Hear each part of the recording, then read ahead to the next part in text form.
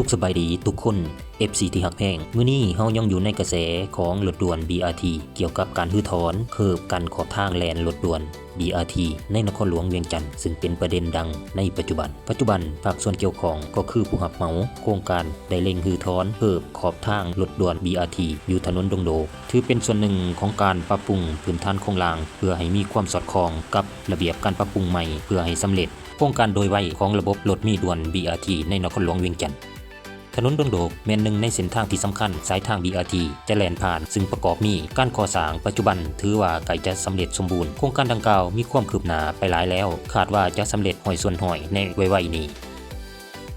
การจัดระเบียบขึ้นใหม่การรื้อถอนและการปรับปรุงเคิบหรือฟุตบาทขอบทางแม้นเป็นการกาเกียมครั้งสุดท้ายเพื่อให้เส้นทางสำเร็จรถมีด่วนสามารถนำใส่ได้อย่างเต็มที่และเป็นระบบรวมทั้งการปรับปรุงระบบภัยสัญญาณจราจรการแต้มเส้นทางขอบทางเส้นทางม้าลายและติดตั้งป้ายจอดรถให้ชัดเจนโครงการ BRT ถูกวางแผนให้เป็นระบบการขนส่งมวลชนที่ทันสมัยโครงการทำอิฐของลาวโดยนำใช้รถมีไฟฟ้าแล่นใน2ทางเฉพาะของตนหรือ2รถมีที่กำหนดเพื่อลดพรการแออัดของการจราจรในตัวเมืองความปลอดภัยของ BRT ที่บ่มีเคิบขอบทางแต่มีเพียงเส้นแต้มขอบทางเท่านั้นสามารถเกิดขึ้นได้นี่คือสิ่งท้าทายหลายกว่าและจะต้องใช้มาตรการอื่นๆเพิ่มเติมเพื่อรับประกันความปลอดภัยตามถนนมาตรการเพื่อรองรับความปลอดภัยโดยบ่มีเคิบขอบทางเมื่อบ่มีเคิบขอบทางที่แข็งแรงต้องพึ่งพาเทคนิคและปฏิบัติงานเพื่อรักษาความปลอดภัยสูงการบังคับใส่กฎหมายที่เข้มงวดต้องมีการปรับไหมสูงและกฎกาอย่างเป็นปกติ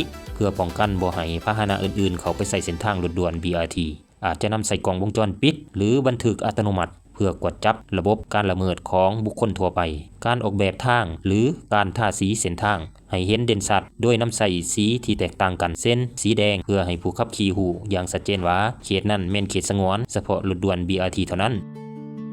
การติดตั้งป้ายและสัญญาณบอกทางให้ชัดเจนเป็นต้นป้ายห้ามเขาสัญลักษณ์อยู่พื้นทางอย่างเพียงพอเพื่อเตือนสติผู้ขับขี่การนำใส่เทคโนโลยีเข้ามาใส่ระบบสัญญาณภัยจราจรบุรมศิษย์ TSP ช่วยให้รถมี BRT สามารถแล่นผ่านทางแยกได้ไวขึ้นเฮ็ดให้การขัดขวางน้อยลงเทคโนโลยีจะช่วยผู้ขับขี่เช่นระบบเตือนการปะทะกันหรือระบบนำทางที่ชัดเจนสำหรับคนขับรถมีความปลอดภัยสำหรับคนย่างต้องรับประกันว่าทางย่างเขาออกสถานีจะต้องมีความปลอดภัยมีทางขามที่เป็นสัญญาณภัยที่ดีและมีพื้นที่ป้องกันระหว่างสถานีกับ2ทางสัญจรอื่นๆความปลอดภัยในระบบ BRT ที่บ่มีเคิบขอบทางส่วนใหญ่แม่นขึ้นอยู่กับพฤติกรรมของผู้ใช้ถนนและความเข้มงวดข้อบังคับกฎหมายการจราจร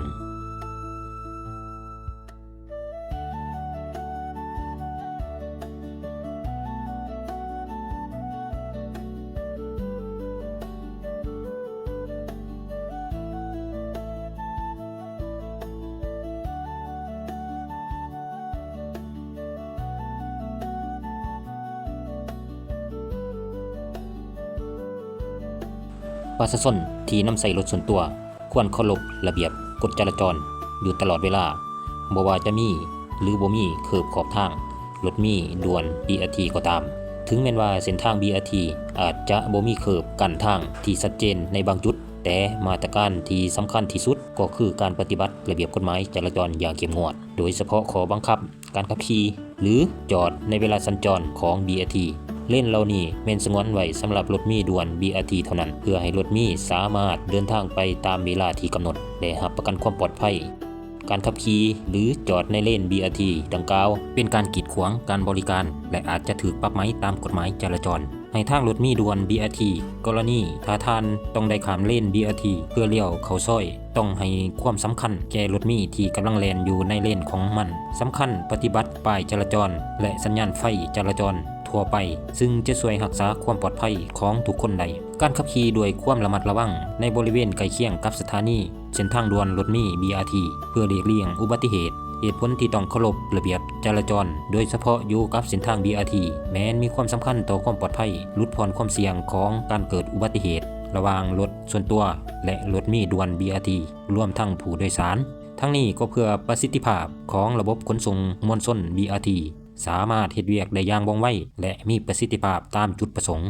รวมไปถึงความเป็นระเบียบเรียบร้อยและสภาพแวดล้อมการจราจรที่ดีขึ้นและลดพรปัญหารถติดว่ารวมแล้วเลนเฉพาะรถนี้ด่วน BRT แม่นเส้นทางเฉพาะที่รถอื่นๆบ่อนุญาตให้ใช้เพื่อรับประกันการบริการขนส่งสาธารณะที่ดีที่สุด